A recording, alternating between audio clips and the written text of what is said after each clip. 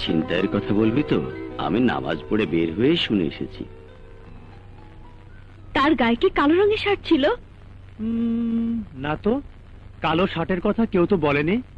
তুই এসেছিস, ভালোই হয়েছে। এর নাম সুমনা। একে একটা ট্যাক্সি ধরে দে। ইয়ে, আমি ট্যাক্সি ধরে দেব? আচ্ছা, ধরে দেবার দরকার নেই। তুই বরং একটা ট্যাক্সি ধরে বাড়ির সামনে নিয়ে আয়।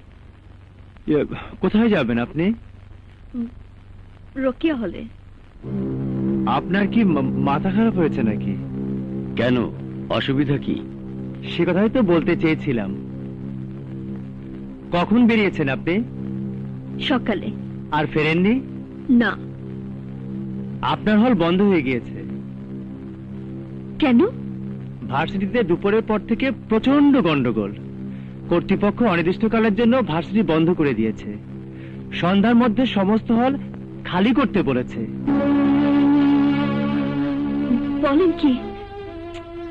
যেভাবে গোলাগুলি হয়েছে, কজন মারা গেছে কে জানে। বলিস কি? এখন রাস্তায় রাস্তায় মহল্লায় মহল্লায় গন্ডগোল হতে পারে। আমি তো দারোয়ানকে সামনের দোকানে দেখে কান ধরে টেনে ভিতরে নিয়ে এসেছি। বাবা, গেটে তালা দিয়ে দিয়েছি। তুমি ঘাবড়িও না, ছেলেটা আমার বরাবরই একটু বেশি ভয় পায়।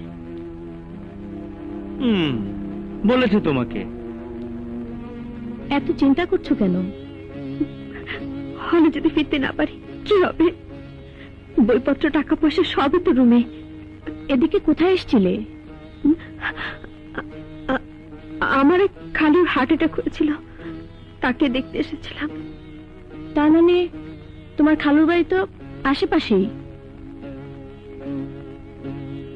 কোন রাস্তায় বলো তো? আমি দারোয়ানকে সঙ্গে দিয়ে দেব, তোমাকে পৌঁছে দিয়ে আসবে। আমার খালুর বাড়ি আশেপাশে না তো? তুমি যে বললে আমার খালুর বাড়ি এই আসলে যেতে হাতের বাম দিকে যে বাড়িঘরগুলো আছে না, ওখানে। তাহলে এদিকে কেন এসেছিলে? জি, এদিকটা ভালো মতো চিনি না তো, তাই সঙ্গে একজনকে নিয়ে এসেছিলাম। সে বলল তার এক আত্মীয় এদিকে নতুন বাড়ি ভাড়া নিয়েছে, দেখা করে যাবে। এলাকাটা ভালো মতো চেনা নেই, অনেক হাঁটাহাঁটি করে খুঁজে পেল। আমি ঢুকিনি। খুব ভালো করেছো। অল্প চেলায় কোনো ছেলের সঙ্গে অজানা কোনো বাড়িতে ঢোকা ঠিক না। তারপর তারপর তারপর সে বেরিয়ে এসে বড় রাস্তার দিকে হাঁটতে হাঁটতে এদিকে চলে এলো। আমি হাঁটতে পারছিলাম না, তাই ট্যাক্সি ডাকতে গেল। তুমি যে এমন বিপদে পড়েছো রাস্তায় দাঁড়িয়ে থাকতে দেখেই বুঝেছিলাম। তুমি ঘাবড়িও না, রাতটা এখানে থাকো, কাল সকালে দেখা যাবে। আপনার আমার বাবা মায়ের মতো। তাই যদি মনে করো, তাহলে চোখে পানি কেন? মুছে ফেলো। খোদার ইচ্ছায় যখন আমার কাছে এসেছো, তখন তোমার কোনো ভয় নেই।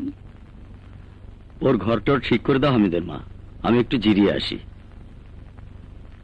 যাই, তোমার জন্য চা পাঠিয়ে রাতের রান্না চাপাই। তুমি বসো।